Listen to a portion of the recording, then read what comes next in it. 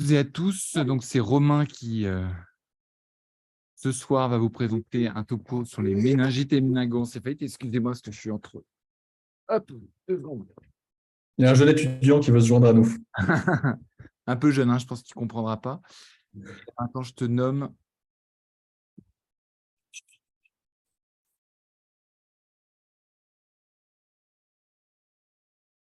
Ouais, tu dois être co-hôte.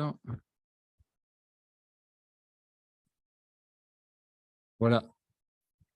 Ça devrait être bon, Romain. Pardon pour le bruit. Pas de problème, merci beaucoup. Bah non, c'est moi. Merci beaucoup à tous. Et puis, ben, bon webinaire. Merci, merci. Alors, je vais couper la vidéo pour des raisons de bande passante, enfin de connexion, pardon. Voilà, et on est parti pour une... Est-ce que vous voyez les diapositives? J'ai pas l'impression. Ok, là vous voyez, je pense. Donc, on va discuter méningo-encéphalite, méningite et encéphalite infectieuse, hein, c'est la thématique de ce soir.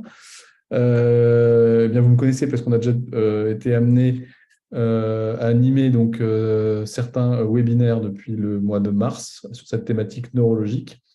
Donc, la traditionnelle diapo de liens d'intérêt qui est en fait, qui sont pardon, essentiellement des liens d'intérêt académiques avec le ministère de la Santé en rapport avec des contrats de recherche. Alors, en introduction, encéphalite et méningite, hein, ce qu'il faut comprendre, c'est que ce sont des syndromes neurologiques.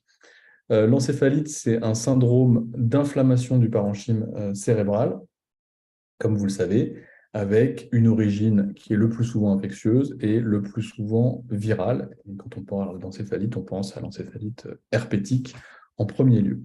Alors, les signes cardinaux, ce sont les troubles de conscience fébriles, la confusion fébrile, le coma fébrile, auxquels peuvent s'associer d'autres signes méningés, des signes focaux et ou des convulsions. Ces signes sont relativement inconstants, on va le voir.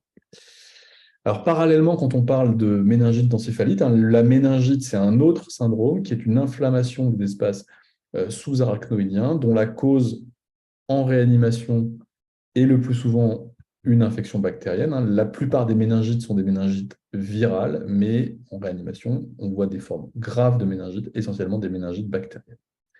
Le tableau clinique est celui de la céphalée fébrile, du syndrome méningé fébrile, et dans les formes les plus graves, on peut avoir des troubles de conscience, des signes focaux et des convulsions sur lesquels on va brièvement revenir.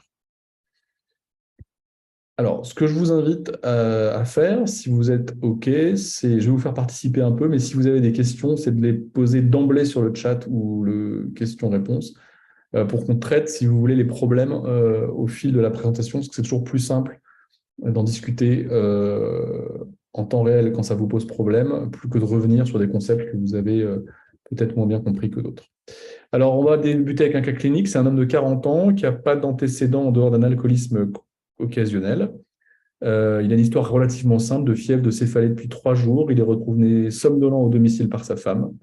Il va être pris en charge au service d'accueil des urgences avec un tableau neurologique fébrile. Vous voyez, il est Glasgow 13. Il a 39,1 de température. Il n'est pas noté de syndrome méningé. Il n'y a pas de signe neurologique focal. Il a une pression artérielle à 130/80, une fréquence à 110 par minute, 20 de fréquence respiratoire, 99 de saturation en air ambiant. Alors, on va un petit peu préciser les choses et enfoncer certaines portes ouvertes, hein, mais tout d'abord, on vous rappelle, et ça tombe c'est du bon sens, hein, que toute trouble neurologique, hein, toute dysfonction aiguë du système nerveux central associée à de la fièvre doit faire évoquer une méningo-encéphalite infectieuse jusqu'à preuve du contraire. Ce sont des recommandations de 2017 de grade A. Alors, si on discute de la conduite à tenir à l'arrivée pour ce patient, laquelle de ces propositions est juste? Vous voyez, donc on commence tranquille avec une question à réponse unique pour ce cas clinique. Alors, je vous laisse répondre sur le chat.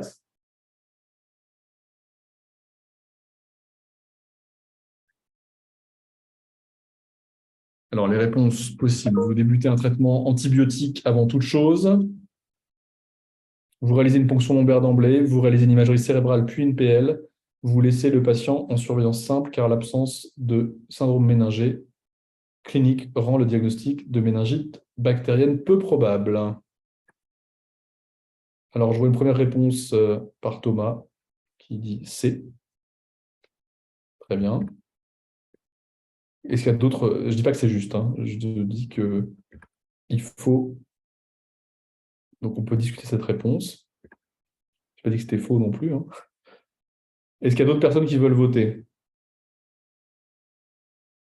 B, A. Donc, une ponction lombaire d'emblée. Un traitement probabiliste avant toute chose. Donc, c'est bien parce on a trois propositions d'intervention. Donc, personne ne fait rien, enfin, en tout cas, personne ne fait que surveiller le patient, ce qui est une erreur, bien sûr. Mais après, on va voir un petit peu. Donc, ce que je vois, c'est qu'il y a quand même plusieurs personnes ou plusieurs questions autour de la séquence de l'imagerie cérébrale, de la ponction lombaire et du traitement antibiotique. Et donc, la bonne réponse, hein, c'est de faire une ponction lombaire d'emblée chez ce patient, hein. Il est Glasgow 13, il n'y a pas de signe de localisation, il n'y a pas de convulsion récente, il n'y a pas de signe d'HTIC, il n'y a pas donc de contre-indication à faire la ponction lombaire. Donc ça, c'est la ponction lombaire du patient qui a été faite immédiatement aux urgences, où vous constatez, hein, par comparaison, un LCR normal, le LCR purulent, trouble macroscopiquement, qui signe le diagnostic de méningite purulente à ce stade, hein, macroscopique.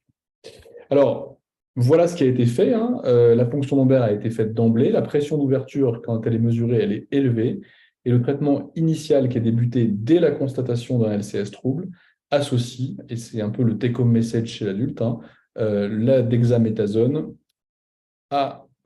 au traitement antibiotique par la céphalosporine de troisième génération, le céfotaxime, avec des posologies qui sont adaptées et sur lesquelles on va revenir. D'accord? La coloration de grammes, l'examen direct, est rendu très rapidement et met en évidence ici du coq gram positif en diplocoque, et donc vous êtes très probablement devant un tableau de méningite aiguë à pneumocoque. OK? Alors, on continue, ce dont vous devez vous rappeler, hein, c'est que donc, la méningite bactérienne, c'est une infection de l'espace sous-arachnoïdien, qui est représenté ici en vert, d'accord, qui est un espace virtuel, hein, et dans lequel circule, enfin en tout cas enveloppe le parenchyme cérébral et dans lequel se trouve le liquide cérébrospinal. Et cette inflammation de cet espace induit des symptômes classiques que sont la fièvre, la céphalée et la raideur méningée. Dans les formes graves, on va avoir une dissémination de l'inflammation sous-arachnoïdienne, soit directement de proche en proche par contiguïté, soit indirectement par le biais de complications vasculaires. Et donc, on va avoir des troubles de conscience, des signes focaux et ou des convulsions. Et donc, très simplement, en l'absence de ces signes de gravité qui sont en gris, la ponction lombaire doit être discutée d'emblée. Alors, sur le plan épidémiologique et sur les éléments diagnostiques importants. Première chose, c'est une maladie qui est en diminution du fait de l'introduction de différentes campagnes de vaccination contre le pneumocoque, contre le méningocoque, contre l'hémophilus. Et vous voyez que l'incidence globale diminue au cours du temps et que l'âge au diagnostic, qui est représenté ici sur la courbe en vert, augmente, hein, parce que les patients les plus âgés sont le plus souvent moins bien vaccinés dans la deuxième partie de vie que dans l'enfance. Alors, si on regarde les étiologies chez l'adulte, vous voyez ici dans cette étude les proportions des différents pathogènes retrouvés. On voit que essentiellement le pneumocoque en bleu marine et le méningocoque en bordeaux rendent compte chez l'adulte ici, vous voyez, d'environ 80% des étiologies bactériennes retrouvées. Le pneumocoque augmente très significativement dans les populations comorbides, diabétiques, patients alcooliques chroniques ou traités au long cours dans le cadre de cancer ou d'immunothérapie suppressive, et que le troisième pathogène le plus fréquemment discuté, hein, c'est la listériose, comme vous le savez, qui est pour elle retrouvée exclusivement ou quasi exclusivement dans ces patients avec comorbidité. Toutes les autres étiologies, hein, vous voyez, notamment donc, le streptocoque agalactiae, Escherichia coli, Haemophilus, sont des choses qui sont beaucoup moins fréquentes en proportion. Donc, une écologie qui est relativement simple. Alors, ici, pour vous rappeler la présentation clinique chez les patients, qui vous rappelle que dans des cohortes de différents pays, vous voyez la proportion des différents signes. Aucun signe n'est parfaitement sensible ou parfaitement spécifique comme étant associé au diagnostic de méningite bactérienne. Vous voyez les céphalées, les nausées, les vomissements, la raideur méningée, la fièvre, les troubles de conscience sont inconstamment retrouvés, et la fameuse triade fièvre, raideur méningée et troubles de conscience n'est retrouvée que dans moins de la moitié des cas. Ici, vous voyez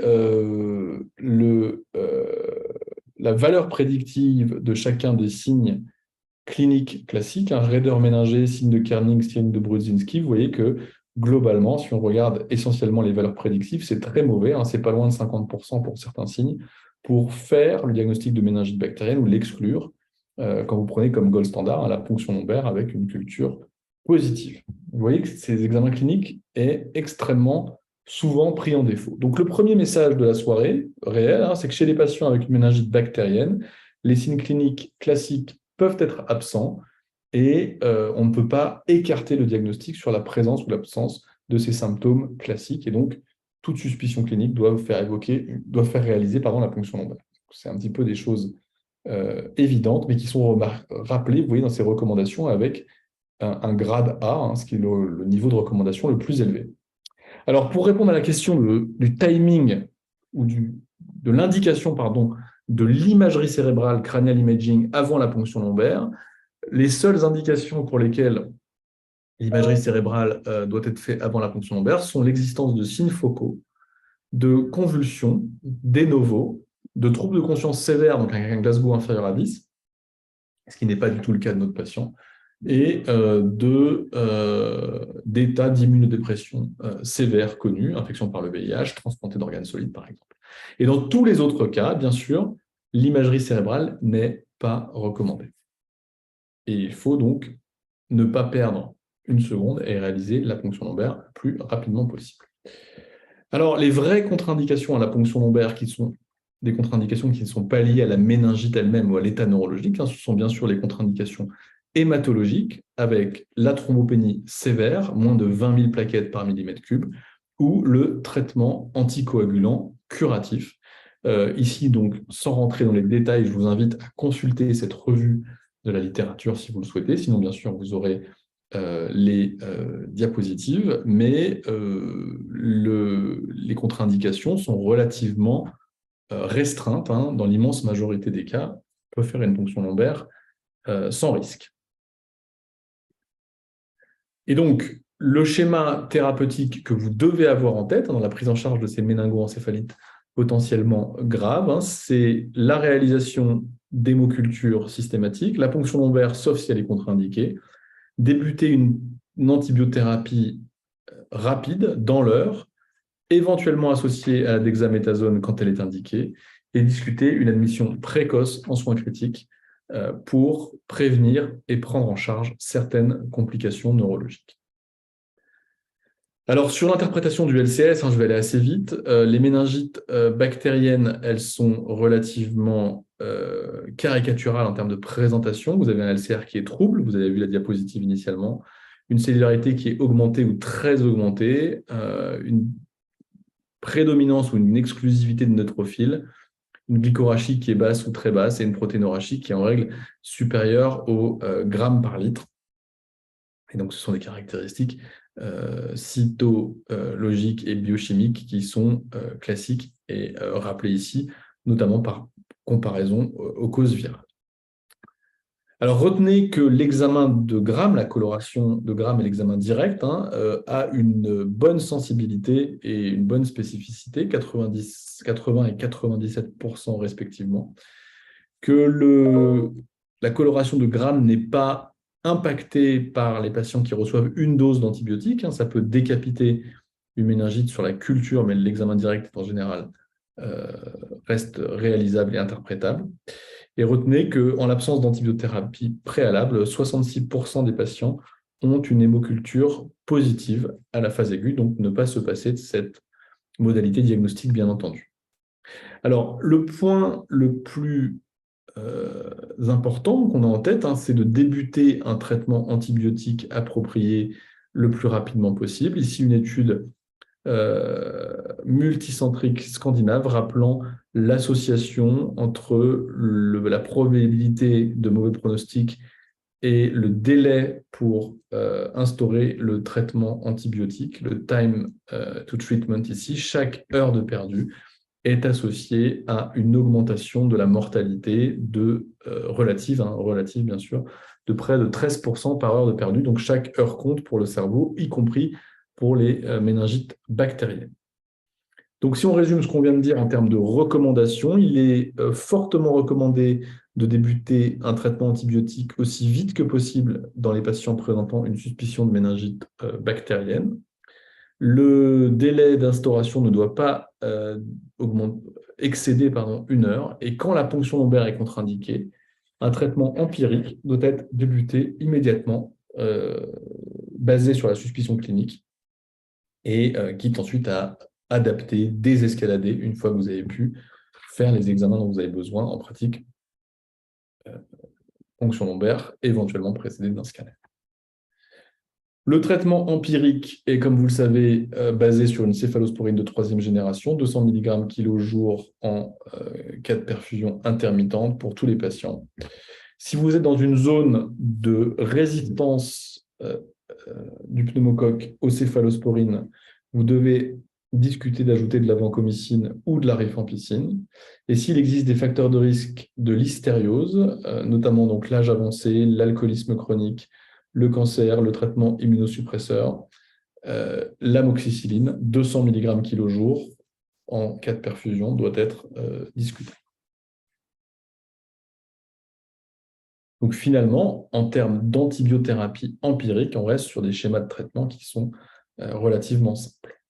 Alors retenez que les antibiotiques bêta-lactamine sont des antibiotiques temps dépendants, que le meilleur index thérapeutique, le meilleur index thérapeutique ou paramètre d'efficacité, c'est le pourcentage de temps passé au-dessus de la concentration minimale inhibitrice, la CMI, que vous voyez que sur un bolus de céfotaxime toutes les 6 heures, donc 4 fois par jour, vous allez pouvoir passer environ un peu plus de 45% du temps, un peu plus de 40% du temps au-dessus de la CMI. Si vous faites de la perfusion continue, un bolus d'une perfusion continue vous permet de passer théoriquement 100% du temps au-dessus de la concentration minimale inhibitrice.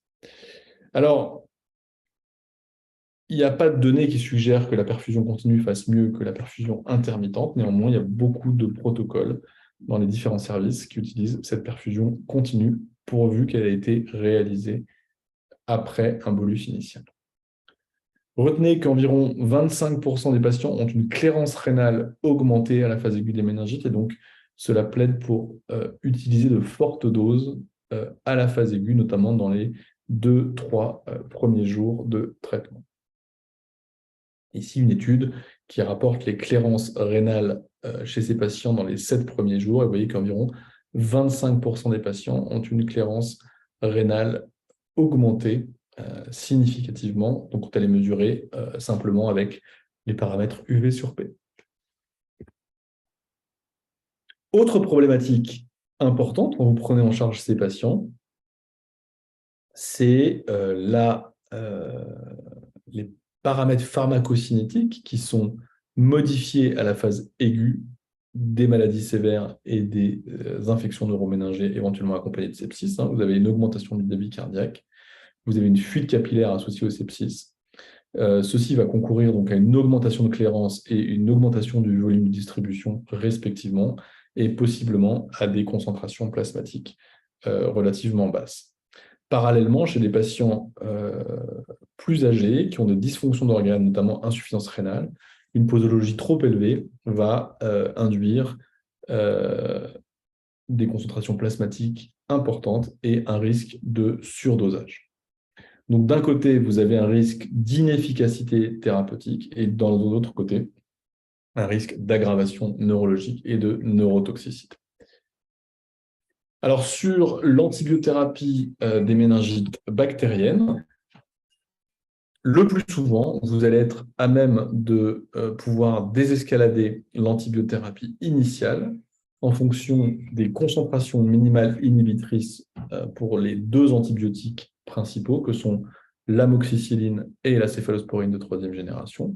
Si vous êtes devant une souche de pneumocoque, par exemple, ou de méningocoque sensible à l'amoxicilline, vous allez pouvoir désescalader à de l'amoxicilline pour terminer le traitement. Les durées de traitement antibiotiques sont de plus en plus courtes, comme vous le savez. Hein. On reste sur des durées de traitement d'environ 7 jours pour le méningocoque, 10 à 14 jours pour le pneumocoque et au moins 21 jours pour la listériose neuroméningée pour les antibiotiques, les pathogènes les plus fréquemment en cause. Cette diapositive donc, vous résume un petit peu les différents schémas de traitement en fonction des germes identifiés, incluant aussi donc, le streptocoque agalactiae et les Escherichia coli.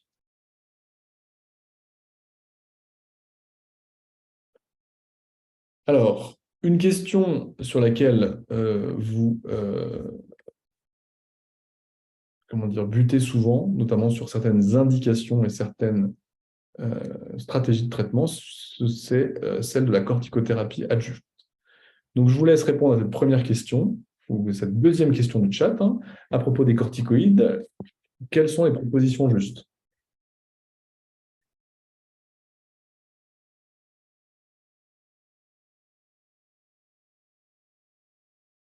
Alors, ils sont indiqués dans les méningites bactériennes. Réponse A. Ils réduisent la mortalité des méningites à méningo. Réponse B. Ils réduisent la mortalité des méningites à pneumocoque. Réponse C. Ils sont associés à une réduction des séquelles neurosensorielles. Réponse D. La durée de traitement standard chez l'adulte est de 8 jours. Alors, je n'ai pas beaucoup de réponses pour l'instant. Je vous invite à participer à D. Donc Jonas. Ils sont indiqués, donc on est d'accord. Et ils sont indiqués, ils sont associés à une réduction des séquelles neurosensorielles. Donc, ces deux réponses sont justes. Il y a peut-être d'autres ou une autre modalité de réponse qui peut être discutée si vous souhaitez répondre. Alors, je sais que les réponses ne sont pas anonymes et qu'en plus, je dis le prénom de la personne qui participe, alors ça n'incite pas à participer beaucoup, mais je vois que voilà, finalement, la mortalité des méningites à pneumocoque, pourquoi pas, a cédé. Et donc, sans rentrer dans les détails, ce sont effectivement ces trois réponses que moi j'attends. Donc, A, évidemment indiqué dans les méningites bactériennes de l'adulte, C, réduction de la mortalité des méningites à pneumocoque, et réduction des séquelles neurosensorielles. Alors, les éléments de réponse sont donc ceux-ci, hein, dans cette étude qui a montré l'intérêt de la corticothérapie adjuvante par rapport au placebo. Vous voyez que la proportion de patients avec un outcome défavorable ou avec un décès donc à J60 est réduite significativement dans le groupe dexaméthasone par comparaison au groupe placebo. Vous voyez 15 versus 25% pour l'unfavorable outcome et 7 versus 15% pour la mortalité à J60.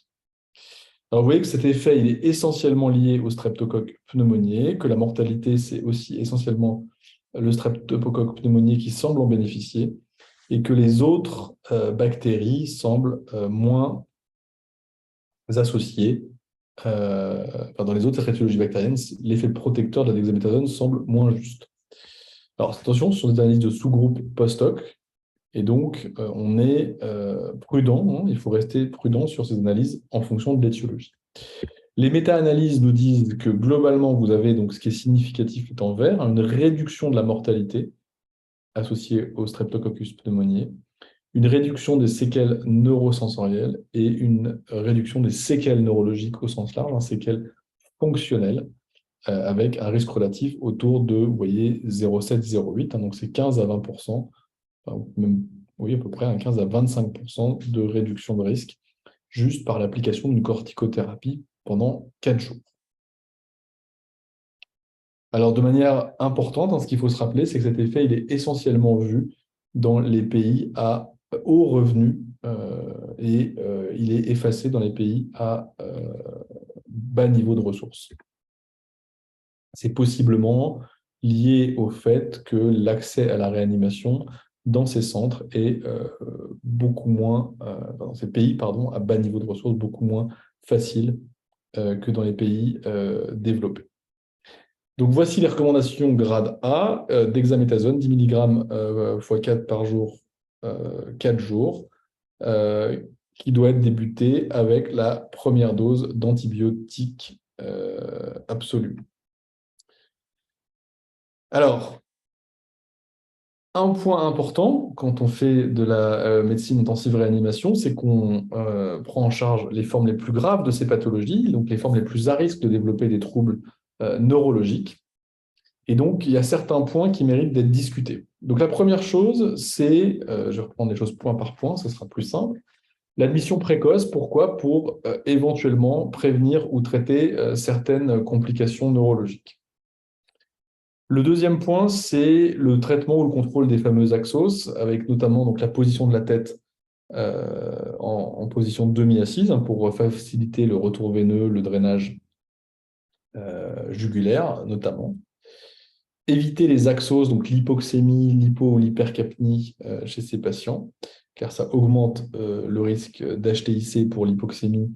Il y a donc, comme vous le savez, de la vasoconstriction associée à l'hypocapnie, et donc notamment un risque de lésion ischémique secondaire, et paradoxalement, ou parallèlement, pardon, ou à contrario, je vais y arriver, l'hypercapnie est associée, comme vous le savez, à une vasodilatation intracérébrale et donc à un risque d'augmentation de l'hypertension intracrânienne.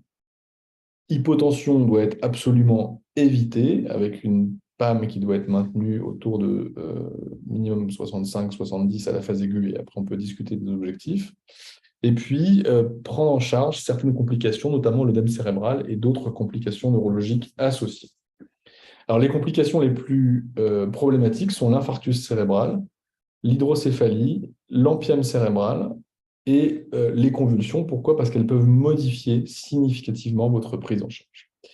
Et donc, je vous pose la question suivante. Parmi les complications qu'on vient de citer, lesquelles sont les plus fréquentes ou les deux plus fréquentes au cours des méningites à pneumocoque? Allez, je vous laisse voter.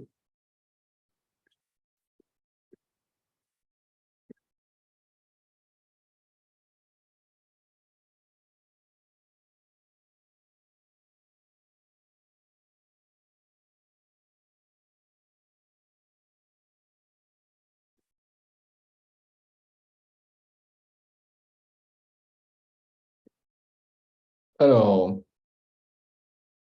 AB, j'ai qu'une réponse pour l'instant. Les infarctus cérébraux, c'est vrai, abcès empième, c'est pas la plus fréquente.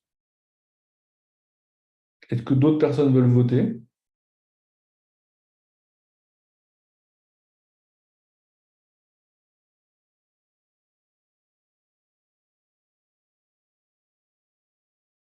Non? Bon. En tout cas, je vois pas. Ah, si, j'ai vu plein de réponses qui apparaissent, là, tout d'un coup. Alors, BE, non. On va voir si quelqu'un a bon. CE, non plus. B, E. Il en faudrait deux initialement. CE. Alors, il n'y a personne qui a bon. Les deux, vous avez des éléments de réponse qui ne sont pas faux. Donc, en fait, en pratique, les complications les plus fréquentes, ce sont les infarctus cérébraux d'une part et les complications épileptiques d'autre part. Voilà, les autres sont des complications qui sont décrites, mais beaucoup plus rares. Ici, une étude basée sur l'imagerie cérébrale qui vous rappelle que, basée sur le scanner, on observe donc des anomalies intracrâniennes de manière non négligeable. Donc, vous voyez des anomalies qui sont donc dans 44% des cas à l'admission et dans 56% des cas ou à l'admission ou pendant le séjour. Infarctus cérébral en premier lieu, 17% au total. Des complications à type d'hémorragie cérébrale qui sont beaucoup plus rares, comme vous voyez ici, 1%. Quand on parlait d'ampième ou d'abcès, vous voyez, c'est 2%, 7 patients sur 300, donc c'est très peu. Hydrocéphalie, 5%. Œdème cérébral diffus, 12%, et donc ce sont des choses qui sont finalement assez peu fréquentes. Alors, elles sont peu fréquentes, mais elles sont importantes à diagnostiquer parce qu'elles vont modifier votre prise en charge. Hydrocéphalie, ampième ou abcès, vous allez avoir besoin d'une prise en charge neurochirurgicale associée. Donc, chez un patient qui a des troubles de conscience, il faut pouvoir identifier ces complications qui vont nécessiter un traitement adjuvant potentiel, donc en plus de la réanimation, du traitement antibiotique et de la dexaméthasone. Alors voici une imagerie cérébrale en vidéo d'œdème cérébral à la phase aiguë.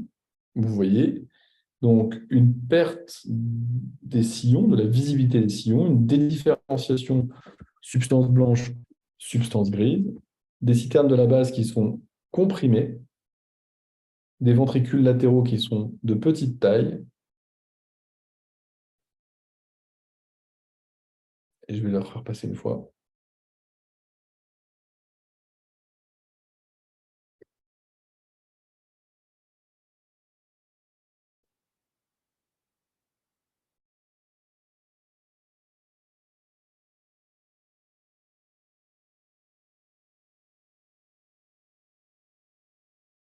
Vous voyez, hein, notamment, donc je vais repasser sur les citernes parce que c'est vraiment ça que vous devez voir.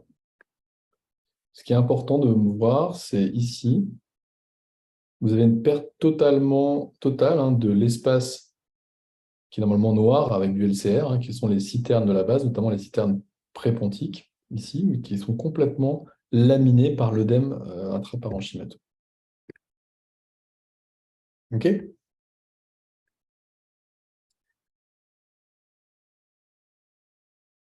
Alors, la prise en charge de l'œdème cérébral, c'est compliqué. C'est des choses qui sont sujets à débat et donc qui sortent un petit peu du cadre de ce webinaire de socle, mais on pourra bien sûr en discuter. Cette prise en charge, elle n'est pas parfaitement codifiée, et notamment dans les guidelines dont je vous ai parlé. Elle reste avec un haut degré d'incertitude sur les traitements qu'il faut administrer ou pas en plus pour traiter cet œdème cérébral. Les convulsions, elles sont fréquentes, 17% des patients, elles sont associées aux facteurs prédisposants chroniques, hein, à l'inflammation cérébrale et systémique, aux lésions cérébrales structurelles et à l'étiologie pneumococcique. Donc, il n'y a pas d'indication de prophylaxie primaire, mais il y a une indication à détecter et traiter les crises le plus précisément possible, hein, notamment avec l'évaluation répétée clinique ou EEG, que ce soit intermittent ou prolongé. Donc une indication large pour le monitoring EEG chez ces patients du fait de la fréquence des convulsions et de leur association au mauvais pronostic. Alors, voici les recommandations qui datent un petit peu, hein, comme vous le voyez, de l'EEG chez des patients qui ont des infections neuroméningées, des méningites infectieuses. Hein. L'EEG doit être réalisé chez les patients comateux ou qui n'ont pas ou qui ont des déficits neurologiques inexpliqués pour notamment éliminer des convulsions, des crises non convulsives. Et l'EEG doit être réalisé chez des patients avec coma persistant, notamment pour certains éléments pronostiques qui peuvent être précisés. Vous voyez que le niveau d'évidence, le niveau de preuve et le grade des recommandations est très loin des recommandations de grade A, dont je vous montrais certains exemples tout à l'heure. Donc on reste sur des choses qui sont très imparfaitement caractérisées. Donc les choses de bon sens, hein, c'est de faire de l'EEG à l'admission en réanimation et de répéter l'examen s'il y a eu une histoire de crise, s'il y a des fluctuations de vigilance chez les patients. Une des questions qu'on pose souvent, c'est la place de l'IRM cérébral chez ces patients. Donc, c'est qu'elle a une valeur essentiellement pour le pronostic. Ici, vous voyez des lésions en diffusion qui sont restreintes sur l'ADC avec une hypersignal flair. qui suggèrent en fait des lésions corticales ischémiques qui sont possiblement liées à des complications microvasculaires ou à de l'hypertension intracrânienne.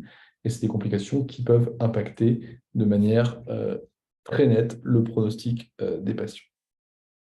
Ici, de l'ischémie cérébrale à la phase aiguë d'une méningite à pneumocoque chez un patient de 34 ans, avec une hémiparésie survenue à J3 dans les suites de l'admission en réanimation. Vous voyez le scanner cérébral qui montre des hypodensités, des prises de contraste, une imagerie de type IRM qui retrouve un hypersignal restreint en diffusion, donc de l'œdème cytotoxique. Vous avez un diagnostic de vasculopathie, de vascularité cérébrale extensive, avec un patient qui s'est malheureusement dégradé très sévèrement dans les suites, avec un coma et une absence de réponse motrice à J10. Donc ici, un tableau d'ischémie cérébrale à la phase aiguë des méningites à pneumocoque qui illustre la gravité de cette pathologie, malgré un traitement bien conduit par antibiotiques et dexaméthasone, et les conséquences neurologiques parfois désastreuses qu'on peut malheureusement observer. Une autre complication qui est moins fréquente, c'est ce qu'on appelle donc l'ischémie cérébrale secondaire. C'est un patient ici de 60 ans, admis en réanimation pour des troubles de conscience, de la fièvre et des signes méningés. Il a une méningite à pneumocoque. Il a une dégradation neurologique brutale à J8, avec, comme vous le voyez sur l'ARM, des sténoses au niveau intracrânien, notamment au niveau de l'artère cérébrale moyenne gauche, un ralentissement du temps de transit en IRM, et finalement pas encore d'infarctus constitué. Il va être traité de fait de cette vasculopathie par corticoïdes, qui va permettre une restauration du calibre des artères quelques semaines après. Vous voyez l'IRM de contrôle qui trouve une petite séquelle ischémique et des artères qui ont retrouvé un calibre identique au calibre controlatéral. Alors en termes de pronostic, ce qu'il faut retenir, c'est que chez les patients de réanimation, il y a 40% de mortalité à 1 an et à peu près 20% des patients qui vont réussir à récupérer complètement sur le plan fonctionnel avec un score de Rankin à 0,2 et 38% de cette série avaient des séquelles neurologiques invalidantes. Donc un pronostic qui reste lourd malgré la réanimation en termes de mortalité et ou de séquelles neurologiques. Alors, voilà pour les méningites bactériennes. Retenez que c'est essentiellement le pneumocoque, un traitement antibiotique précoce, des stéroïdes, la détection des complications neurologiques qui est essentielle et qu'environ 20% des patients seulement font une récupération neurologique sans séquelles. Donc voilà les messages à garder en tête. Alors on va passer rapidement à l'encéphalite, que vous avez maintenant bien en tête sur le plan syndromique, l'inflammation primitive du parenchyme cérébral, des causes virales, des causes infectieuses et parfois d'autres causes. Alors ici, une étude qui remonte un petit peu la proportion des différentes causes identifiées. Causes infectieuses, 42% des patients, causes dysimmunitaires, 21%, 37% de causes indéterminées. Alors parmi les virus suivants pour les encéphalites virales, quels sont les 3 virus les plus fréquemment en cause dans les encéphalites, tout âge confondu? HSV, CMV, VZV, entérovirus ou SARS-CoV-2. Je vous laisse voter. N'hésitez pas, des choses relativement de bon sens. Allez, allez.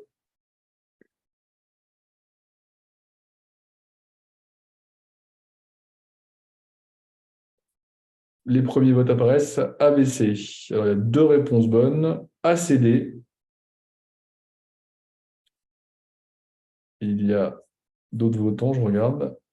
ABC, ACD, ACD. Et donc, effectivement, vous avez tout à fait raison. Donc, les herpesvirus HSV, VZV et l'entérovirus par argument de fréquence en pédiatrie sont les 3 virus les plus fréquemment associés à des manifestations encéphalitiques dans les cas d'encéphalite infectieuse en France. CMV, c'est essentiellement l'immunodéprimé, comme vous le savez, et le SARS-CoV-2 est associé à des encéphalopathies, mais sans encéphalite dans la plus grande majorité des cas. Donc, le message principal, ce sont les virus neurotropes, HSV, VZV. Ici, un exemple caricatural d'encéphalite herpétique avec atteinte focale temporale sur une séquence flair en coupe axiale, où vous retrouvez l'hypersignal très caractéristique qui doit vous faire évoquer le diagnostic. Retenez que chez les patients immunocompétents, dans les causes fréquentes, on trouve des causes infectieuses, mais aussi des causes dysimmunitaires, sur lesquelles je n'insisterai pas aujourd'hui, encéphalite aiguë disséminée, encéphalite associée à certains anticorps qui sont, vous voyez, dans le top 3 des causes chez l'immunocompétent. Alors, sans rentrer dans les détails, la prise en charge des encéphalites, elle dépend de beaucoup de choses, de données épidémiologiques, de données cliniques et d'autres examens. Le contexte, l'existence d'une immunodépression, le contexte épidémique ou saisonnier, le fait d'avoir voyagé récemment, le contact avec certains vecteurs animaux, l'immunisation récente, l'existence de signes neurologiques associés ou pas à d'autres signes non neurologiques, respiratoires notamment ou cutanés par exemple, et d'autres examens, IRM cérébral, LCR, EEG, qui sont dans ce contexte absolument incontournables. Alors par comparaison à ce qu'on disait tout à l'heure, l'encéphalite virale, c'est un LCR clair, avec une prédominance de cellules lymphocytaires, comme vous le savez, plus de 50% de lymphocytes et le plus souvent que des lymphocytes, un ratio glycorachie sur glycémie normale, donc la glycorachie est normale, et une protéinorachie qui est en règle modérément augmentée. Si vous êtes dans un contexte de méningite à LCR clair avec une glycorachie basse ou très basse, vous devez évoquer une cause non virale, tuberculose ou fongique. Ces étiologies surviennent le plus souvent dans des contextes particuliers d'immunodépression. Alors, la ponction lombaire, dans le cas de la méningoencéphalite à LCR clair, la quantité de LCS à prélever doit être importante, au moins 120 gouttes, 1 ml pour la biochimie, 5 ml pour les différents laboratoires de microbiologie, avec une conservation du LCS à plus 4 et à moins 80 si possible, parce qu'on peut être amené à banquer, à conserver des prélèvements pour des investigations complémentaires. Alors, en l'absence d'orientation étiologique, le traitement initial doit associer de l'acyclovir et de l'amoxicilline, en posologie classique. Ces traitements sont le plus souvent réévalués dans les 48 premières heures en fonction des premiers résultats, notamment des cultures bactériennes, virales et des PCR. Et les posologies doivent être adaptées, bien évidemment, à la fonction rénale du fait de la néphrotoxicité. Ici, donc, une vignette pour vous rappeler que dans le contexte de suspicion d'encéphalite, l'IRM cérébral est l'imagerie à réaliser en première intention. Ici, un homme de 27 ans, un tableau de confusion fébrile, une PL retrouvant 80 éléments par millimètre cube, 90% de lymphocytes, une protéinorachie à 0,8 g par litre, une glycorachie normale, donc un tableau typique de méningoencéphalite lymphocytaire. Vous voyez que le scanner est normal, l'IRM cérébral montre déjà des signes d'hypersignaux à type d'atteinte temporo-insulaire et frontale qui est caractéristique dans le contexte. Et bien sûr, le patient est traité d'emblée par acyclovir, aux posologies habituelles, 10 mg kg par 8 heures. Alors, l'IRM et le LCR sont incontournables. L'EEG peut aussi vous aider dans le diagnostic en montrant des anomalies périodiques qui peuvent être ici très caricaturales, très latéralisées, et elles sont associées à l'étiologie virale et à l'étiologie herpétique sans être parfaitement spécifique. Donc l'EEG a une valeur diagnostique pour les crises non convulsives, a une valeur d'orientation diagnostique pour l'étiologie et notamment virale herpétique, et puis une dimension pronostique. Alors, le plus problématique, c'est de savoir pourquoi on passe à côté des formes frustres qui sont souvent observées chez les immunodéprimés et chez les sujets âgés, notamment du fait de l'absence de fièvre, du fait d'un liquide acellulaire qui peut être observé donc, dans 10 à 15% des cas, donc des formes qui sont atypiques par leur présentation. Un scanner cérébral normal dans 33% des cas, une IRM cérébrale normale dans moins de 10% des cas, et une PCR HSV qui peut être négative au début des symptômes, notamment dans les 4 premiers jours de prise en charge. Retenez que chez les patients graves de réanimation, dans l'encéphalite herpétique, ici un tableau clinique extrêmement sévères, avec donc des troubles neurologiques, coma, fièvre, convulsions dans 36% des cas, signes focaux dans 15% des cas. La PL n'est normale que dans 6% des cas sur la céllularité. L'IRM cérébral est normal que dans 2% des cas. Et l'immense majorité des patients sont fébriles à plus de 38 degrés, 25% des patients ici. Sur le plan du traitement, la cyclovir doit être proposée donc, aux posologies classiques, 10 mg par kilo par 8 heures pour une durée minimale de 14 jours chez le patient immunocompétent, 21 jours si le patient est immunodéprimé.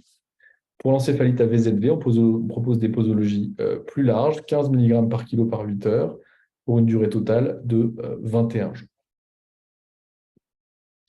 Alors, en l'absence d'orientation étiologique, le bilan peut être complété par des bilans de deuxième et de troisième ligne qui vont être essentiellement liés au terrain, patients immunodéprimés, ou aux localisations, aux facteurs géographiques, si le patient a voyagé dans une zone d'endémie pour une arbovirose, par exemple.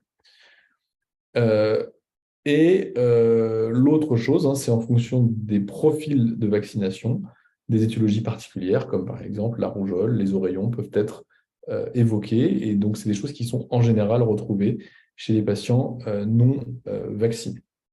Le troisième élément diagnostique, au-delà de ces diagnostics qui sont le plus souvent faits sur des techniques de PCR sur le sang ou sur le LCR, c'est des techniques de métagénomique, de Next Generation Sequencing, qui peuvent être faits sur des prélèvements de LCR ou sur des prélèvements parenchymateux. Ici, donc, les techniques multiplex qui vous permettent de screener 14 pathogènes en 1 heure, bactéries, virus ou éléments fongiques, qui permettent de gagner beaucoup de temps dans la prise en charge, dans le diagnostic différentiel de ces patients. Et je pense que c'est des choses qui sont de plus en plus utilisées, de plus en plus répandues. Alors, je vais faire une petite pause question pour répondre à la question. Donc, dans les cas de méningoencéphalite que j'ai vu pendant mon stage de réa en début de prise en charge, avant l'identification du germe, on faisait plutôt C3G plus acyclovir et pas amoxicilline plus acyclovir tout de suite. À quel moment fait-on amoxicilline en traitement probabiliste? Merci pour ce topo. Alors, attendez, donc c'est une question qui est très importante. Si vous avez une suspicion de méningite bactérienne, ce qui est important, c'est le contexte, des polynucléaires, de l'hypoglycorachie, un LCR trouble, vous avez très rapidement des premiers éléments. Vous avez un examen direct. Et donc, ce qu'il faut, c'est en priorité, bien sûr, traiter les bactéries. D'accord ? Si le patient, vous suspectez une cause bactérienne, l'immense majorité des méningites, c'est le pneumocoque et le méningo. Et donc, la molécule dont vous ne pouvez pas vous passer, c'est la céphalosporine de 3e génération. L'acyclovir, c'est dans le cas d'encéphalite à LCS claire, donc prédominance de lymphocytes, normoglycorachie le plus souvent. Et donc, l'association C3G plus acyclovir, elle est un peu particulière. Dans le doute, si le patient est grave et que vous n'avez pas une céllularité pendant la garde, bien sûr, vous pouvez discuter. Et l'amoxicilline, elle est exclusivement en traitement probabiliste, réservée aux suspicions de listériose neuroméningée devant des tableaux de méningite polynucléaires ou des méningites panachées pour lesquels vous n'avez pas de diagnostic à l'examen direct et vous avez un terrain qui favorise ce genre d'infection, notamment les patients immunodéprimés. Donc, retenez qu'on ne se passe pas en probabiliste de céphalosporine de 3e génération quand on a des polynucléaires. Quand on n'a que des lymphocytes et qu'on est sûr que c'est des lymphocytes, eh bien, on ne se passe pas d'acyclovir et que les autres traitements, c'est en fonction du risque ou pas de l'hystériose. OK ? J'espère que c'est un petit peu plus clair avec ces différents éléments. Alors, dans les choses qu'on va pouvoir discuter parfois, c'est que souvent, quand ce n'est pas des causes infectieuses classiques, c'est des causes non infectieuses. Il y a des encéphalites dysimmunitaires qui doivent être évoquées devant les tests classiques, IRM, analyse du LCR et EEG, après exclusion raisonnable des causes infectieuses classiques. Et ces causes vont être confirmées par des anticorps qui sont en général pas disponibles en routine précocement. Et donc le corollaire de ça, c'est de débuter un traitement par immunothérapie dans ce contexte. Donc c'est un diagnostic différentiel important. Alors, on en discutera peu ou pas, parce qu'on parle de méningoencéphalite infectieuse aujourd'hui. Néanmoins, quelques éléments de discussion, parce que c'est rigolo, et puis après, je répondrai à vos questions. Ici, à gauche, vous avez donc une encéphalite virale, hein, avec atteinte de la substance grise, et puis à droite, d'autres causes d'encéphalite, avec donc une IRM normale, une IRM avec une atteinte bitemporale, c'est l'atteinte limbique, et une IRM avec une atteinte extensive, inflammatoire, démyélinisante. Et donc, quand vous avez un de ces trois patterns, globalement, il faut penser aux causes dysimmunitaires. Alors, bien sûr, tous les patients ne rentrent pas dans ces cases, hein, mais ça vous montre un petit peu l'intérêt de l'imagerie précoce dans le diagnostic différentiel. Alors, l'encéphalite la plus fréquemment associée aux anticorps, hein, qu'on retrouve, hein, c'est l'encéphalite à anticorps anti-NMDA récepteur, qui est une encéphalite avec des anticorps qui sont dirigés contre des protéines de surface, des récepteurs membranaires en pratique. Alors, voilà les take-home messages pour l'encéphalite virale, LCR clair, des virus neurotropes, HSV, VZV. Le traitement pivot, donc c'est l'aciclovir par perfusion intraveineuse. On peut être amené à discuter d'autres causes infectieuses en fonction du terrain et notamment de certains facteurs géographiques ou du statut vaccinal. L'algorithme diagnostique, il est basé sur l'IRM et des PCR et dans le LCR. Et en l'absence de causes infectieuses, des causes dysimmunitaires peuvent être discutées.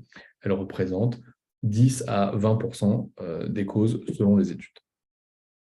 Alors la question de Marin, dans les encéphalites virales, les crises convulsives sont-elles plutôt généralisées ou localisées? Eh bien, c'est variable, hein. L'encéphalite virale, en général, c'est une agression qui est focale, qui est le plus souvent multifocale, mais qui peut être focale. Donc les crises partielles sont évocatrices. Dans les formes les plus graves qui s'associent à des troubles de conscience, on peut avoir des crises généralisées ou des crises partielles complexes avec perte de conscience. Donc savoir si c'est le plus souvent l'un ou l'autre, c'est difficile de répondre. En tout cas, les crises focales sont un point d'appel fréquent, hein, du fait notamment de l'atteinte très localisée que vous avez vu sur l'IRM, l'atteinte frontotemporale droite par exemple. Voilà, écoutez, il est 19h55, donc on discute depuis à peu près 55 minutes, donc moi je suis disponible pour répondre éventuellement à vos questions, si vous avez d'autres questions sur le chat. Sinon, je vous laisse bien sûr donc, mes différentes coordonnées. Donc moi je suis joignable par mail à Bichat, sur les réseaux, sur Twitter aussi, si vous êtes habitué, pour répondre aux différentes questions.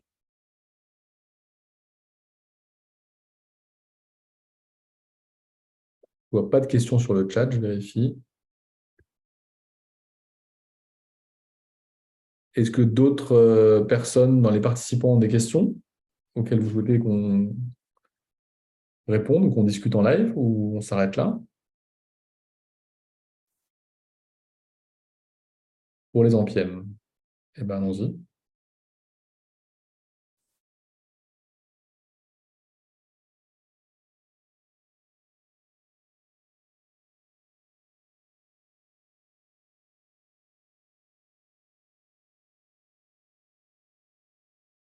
La durée d'antibiothérapie change-t-elle si pas de prise en charge neurochir possible? La durée de traitement pour les ampièmes et les abcès, elle est discutable. Elle est de 6 semaines, au moins, hein, facilement 4 à 6 semaines. C'est discutable de traiter un ampième sans chirurgie. Et s'il y a une prise en charge neurochirurgicale, là, ça reste une durée de traitement qui est souvent quand même prolongée. Donc, est-ce que ça change si pas de neurochir possible? Si le traitement est exclusivement médical, on ne va pas traiter de manière courte, ça c'est certain. Il y a très peu de données de bonne qualité pour répondre à cette question, mais c'est des durées de traitement 4 à 6 semaines en général. La récupération des méningoencéphalites, c'est une bonne question. Alors, c'est un petit peu difficile d'aborder ça sur l'heure qui nous était impartie. Le pronostic fonctionnel, il est très variable. Les grands messages, ce sont... peut-être je peux vous montrer une diapositive, ce sera plus simple. Attendez, je vais juste couper mon partage d'écran. Une seconde.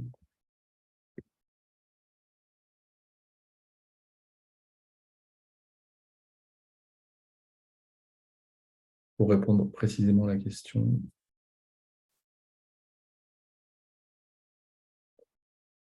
Et je vais repartager mon écran, si j'y arrive. OK, là vous voyez un PDF normalement qui reprend, si vous voulez, on va zoomer un peu, le pronostic à J90 des méningoencéphalites graves de réanimation.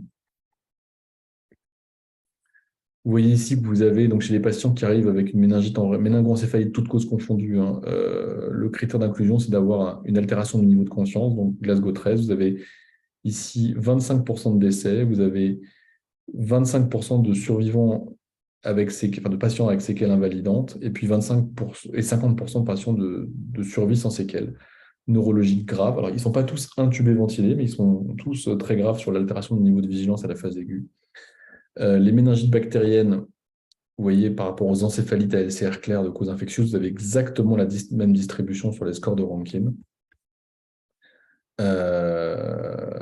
Les patients avec encéphalite auto-immune ont des récupérations qui sont plus incertaines en termes de pronostic fonctionnel. Donc voilà un petit peu le message qu'on peut donner, hein. C'est 25% de décès, 50% de causes, de pronostics bons, c'est-à-dire sans séquelles neurologiques invalidantes. Pour les méningites post-pneumoncéphalie, l'antibiothérapie probabiliste change-t-elle? Vous avez des questions précises. Non, probabiliste. Alors, post-pneumoncéphalie, ça dépend dans quel contexte vous êtes, hein. Si vous êtes dans un contexte post-opératoire ou périopératoire, vous devez couvrir les germes nosocomiaux, donc les bacilles gram-négatifs et les coques gram-positifs, le staphylocoque. Donc, en fonction du caractère communautaire ou nosocomial de l'infection, vous allez changer votre antibiothérapie initiale. Y a-t-il des moyens de prévention à adopter pour les AVC ischémiques lors des méningites à pneumocoque? Non, il n'y a pas de traitement connu au-delà de la bonne utilisation des recommandations, notamment sur le traitement par corticoïdes à la phase aiguë. Et il n'y a pas de traitement autre documenté qui peut être proposé, en tout cas de manière systématique, malheureusement, et notamment du fait de la rareté de la pathologie et de cette complication.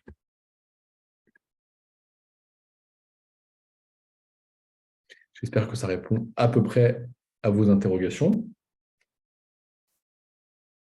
Est-ce qu'il y a d'autres questions? Récidive. Des méningites, des encéphalites. Y a-t-il un risque de récidive?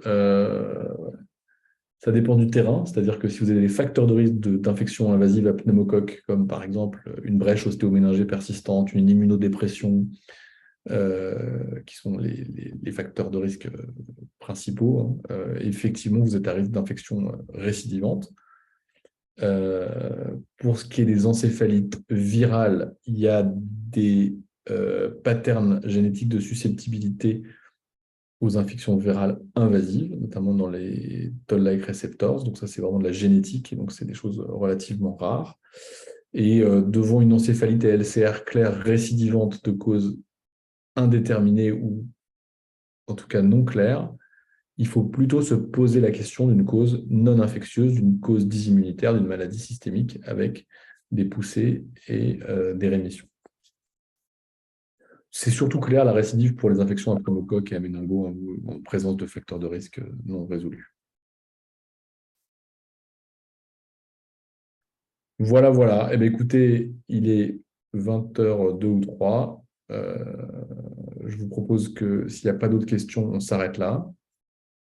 Et bien sûr, on abordera de manière plus approfondie les méningites et les méningoencéphalites dans la suite de vos cursus. Pour la DEX, si les prélèvements reviennent positifs à méningo, il faut poursuivre le traitement, hein. Il faut rester sur 4 jours de traitement. Il n'y a pas de rationalisation de l'indication de la dexaméthasone, sur l'étiologie. Ça, c'est des vieux trucs qui traînent. Le bénéfice, il est toute cause confondue. Il a même été suggéré récemment pour la listériose. Et le méningo, hein, vous avez vu, la prévention des séquelles, c'est des séquelles neurologiques, c'est des séquelles neurosensorielles, et ce n'est pas La mortalité, c'est que pour le pneumocoque, mais les séquelles neurosensorielles, hein, c'est de la surdité, c'est des handicaps fonctionnels et c'est des choses qui sont possiblement évitables par 4 jours de corticoïdes. Donc, à mon sens, il n'y a pas de discussion. Voilà. Et ben, sur cette note corticoïde, on s'arrête là. Et je vous dis à bientôt pour une prochaine modération. Bonne soirée à toutes et à tous. Et si vous avez d'autres questions, n'hésitez pas à me contacter par email. Ciao, bonne soirée, merci beaucoup.